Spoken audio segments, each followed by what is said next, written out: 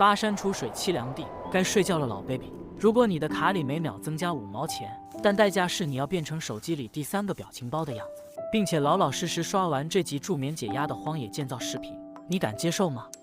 好了，下面废话不多说，现在请拿起你电量带6的手机，直接开始今天的睡前小故事吧。当一场大雪覆盖了弗雷尔卓德的森林，乌木威尔维恩耶尔土温威乌温木胖之虎虎带着他的2个小跟班，准备在此建造一个荒野小屋。这雪看着很深，实际一点也不浅。他们穿过一条小河，终于来到了眼前这块风湿宝地。胖虎一眼就看中了这棵外形独特的大树，打算在树上搭建一处专属小屋。说干就干，他拿起金铲铲慢慢清理干净底部的积雪，又把灯油淋在细小的树枝上，点燃火堆驱散雪原的寒冷。接着他扛着锯子走进旁边树林，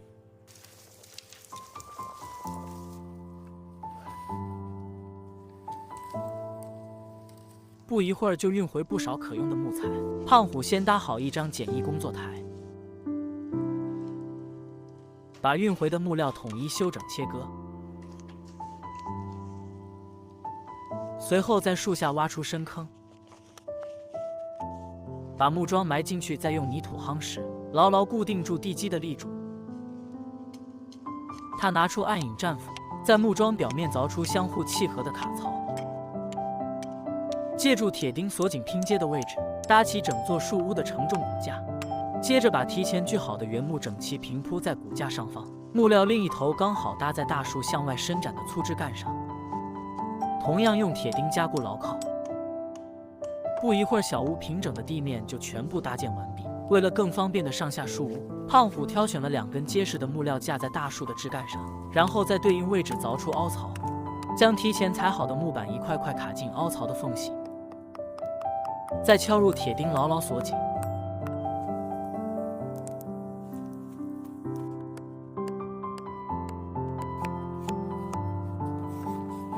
至此，一座简易结实的木梯就完工了。接下来便是树屋墙体的搭建了。只见胖虎先取2根木料垂直固定在地面框架上，然后顺着立柱一层层往上堆叠原木，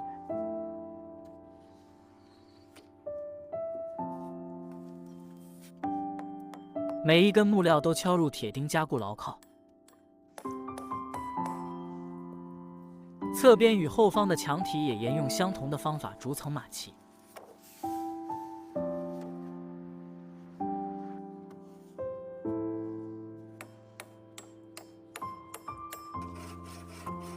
此时风雪变得愈发的猛烈，看着这般景象，蛙乌忍不住吟上一首：千山鸟飞绝，万径人踪灭。胖虎抓紧时间赶工，先把2根细木枝折弯后，牢牢固定在庇护所2侧墙体，然后暂时停下手里的搭建，活些口气。他走到屋外，雪地满满舀上一壶积雪，放在火堆上加热。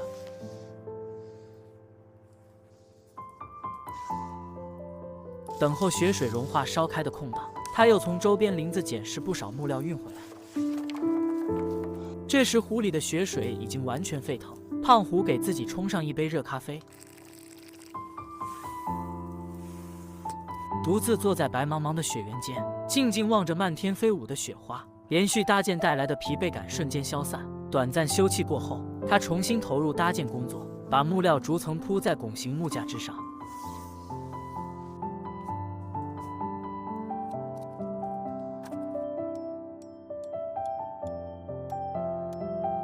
然后拿出麻绳与细木枝拼接，勾勒出小屋的入户门框，再敲入铁钉，把整个框架牢牢固定在墙体上。门框和墙面衔接处留有不少空隙，他也用木料逐一填色堵实，随后做好尺寸适配的圆形木门，利用麻绳悬吊在门框上方。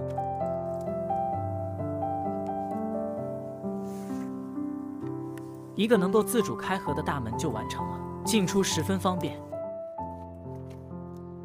别看胖虎外表粗犷，做起活来却格外细心。他走到周边的雪地里，搜集来大量的苔藓，一点点塞进墙体的缝隙里，厚实的苔藓不仅能挡住山间寒风钻进屋子，也让简陋的木屋多了几分自然美感。阳光透过树林落在积雪地面，胖虎在木板上凿开3个孔洞，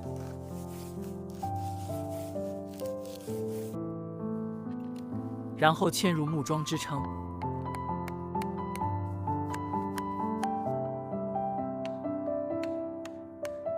一张简易餐桌就此成型。忙活许久，总算把小屋彻底完工，是时候做一顿丰盛晚餐犒劳自己了。只见他把肉块和土豆一起放入锅中煎制。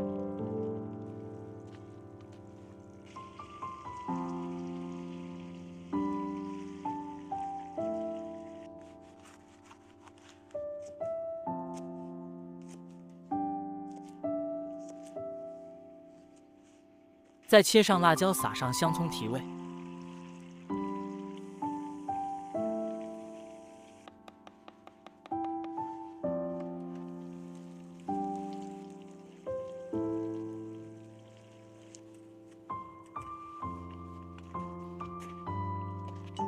没过多久，香气四溢的饭菜全部做，胖虎坐在餐桌前，美美的享用起这顿荒野大餐。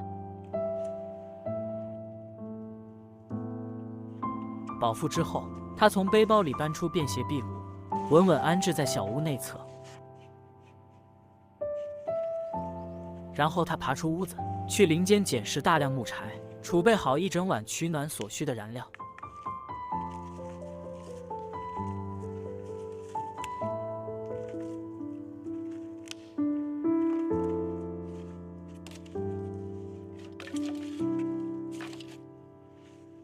一切准备妥当，他引燃壁炉，暖气很快填满整个小屋。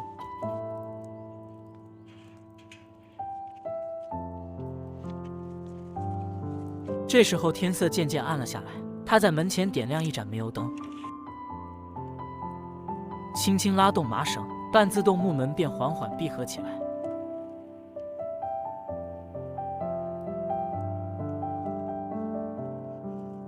胖虎守着2只小伙伴，躺在亲手搭建的雪中小屋，安稳地进入梦乡。